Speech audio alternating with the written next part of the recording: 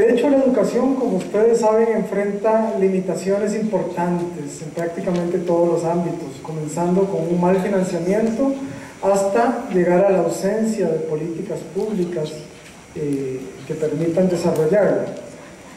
Estas mismas limitaciones se exacerban, se multiplican, sin embargo, cuando se trata de los grupos que han sido históricamente discriminados, y específicamente en este caso para las personas que se encuentran privadas de libertad. Y la principal limitación es que no se considera en nuestro mundo la educación como un derecho humano, a pesar de lo que diga la Constitución de nuestros países y los principales instrumentos del derecho a la educación, del derecho internacional. Se sigue pensando en la educación como un servicio e incluso como un privilegio para las personas que pueden pagarlo. Y considerar la educación como un servicio tiene consecuencias muy graves en muchos sentidos, pero principalmente dos que quiero destacar, o tres. Que al no considerar la educación como un derecho no es útil para construir un tipo de ciudadanía que sea respetuosa de la dignidad de todas las personas y de la dignidad de la vida. Pero además, si no se considera la educación como un derecho, pues fácilmente puede ser negada, puede ser suspendida y puede ser vendida. Y finalmente, si no se considera la educación como un derecho humano, pues tampoco puede ser exigida en los tribunales de justicia. De manera tal que si esas limitaciones existen en el mundo en libertad, imagínense ustedes lo que puede significar para las personas que se encuentran en una prisión.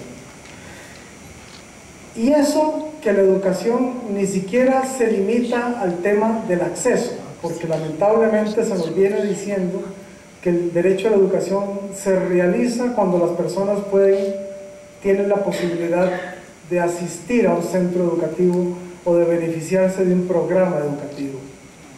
Pues no. Nunca antes tantas personas educadas habían matado a tantas otras. Nunca antes tanta gente educada había causado tales problemas ambientales como en este siglo que estamos viviendo. El siglo XX fue el siglo más violento de la historia de la humanidad, según lo indica la Organización Mundial de la Salud.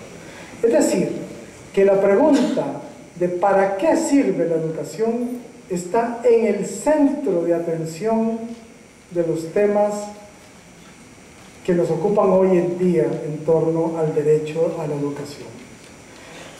Y si vivimos en un continente donde más de 30 millones de personas son analfabetas y más de 100 millones de personas no han completado la educación primaria, debemos preguntarnos, quienes sí tienen la posibilidad de asistir a la escuela, ¿qué tipo de educación están recibiendo?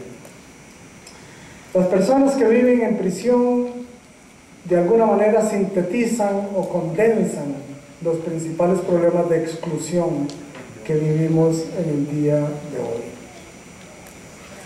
Problemas que tienen que ver con la pobreza, ciertamente, pero no únicamente con la pobreza.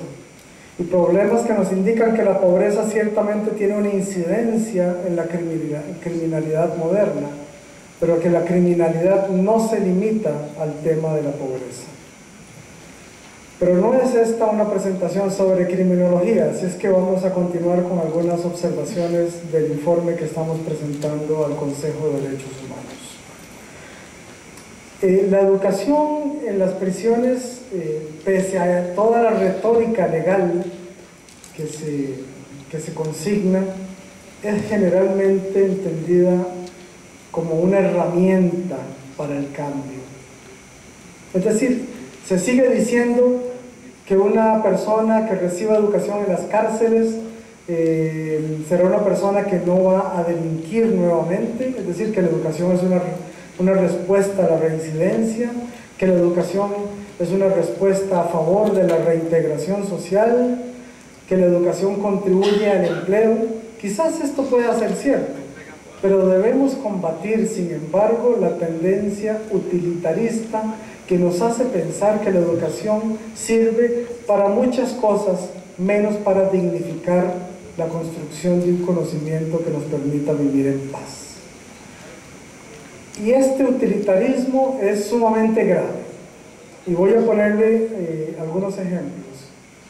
No es posible que sigamos concibiendo la educación como una respuesta a las necesidades de los empleadores. No es posible que sigamos reduciendo los principios educativos a las necesidades de la economía. No es posible que sigamos pensando que tenemos que educar a las mujeres o que tenemos que ofrecer oportunidades educativas a las mujeres con el fin de que respondan a las necesidades de sus hijos y de sus hijas. Este sentido utilitarista lesiona seriamente los principios de la educación que han sido contemplados en los principales instrumentos de los derechos humanos. Por supuesto que existe un vínculo entre la educación y la economía, eso no lo vamos a discutir, pero la educación va mucho más allá de los intereses de la economía. La pobreza no existe porque no haya educación, la pobreza existe porque hay una mala distribución de la riqueza. Y esto nos lleva entonces a preguntarnos si una persona que no tiene opciones educativas debe estar condenada a la pobreza. Entonces yo creo que la educación es mucho más que una herramienta, es un derecho humano que tiene una ontología propia, y ese derecho ciertamente no se encuentra limitado por la prisión. Por supuesto que las personas que se encuentran detenidas enfrentan retos que son complejos y significativos, y también es cierto que la educación que se pueda facilitar en los contextos de encierro puede ofrecer oportunidades y pueden ofrecer opciones para la construcción de capacidades en estas personas. La realidad de estas personas es la realidad de los pobres, de los y las discriminadas, es la realidad de seres humanos que provienen de comunidades que también son marginalizadas. Las asimetrías sociales, entonces, en las que han crecido estas personas y que tienen ya una historia de vida que ha lastimado su dignidad, permite de alguna manera explicar la negativa que ha tenido el sistema judicial en general y las sociedades también en particular, para entender que las personas privadas de libertad son seres humanos y son igualmente sujetos plenos de los derechos humanos que nos asisten a todos y todas.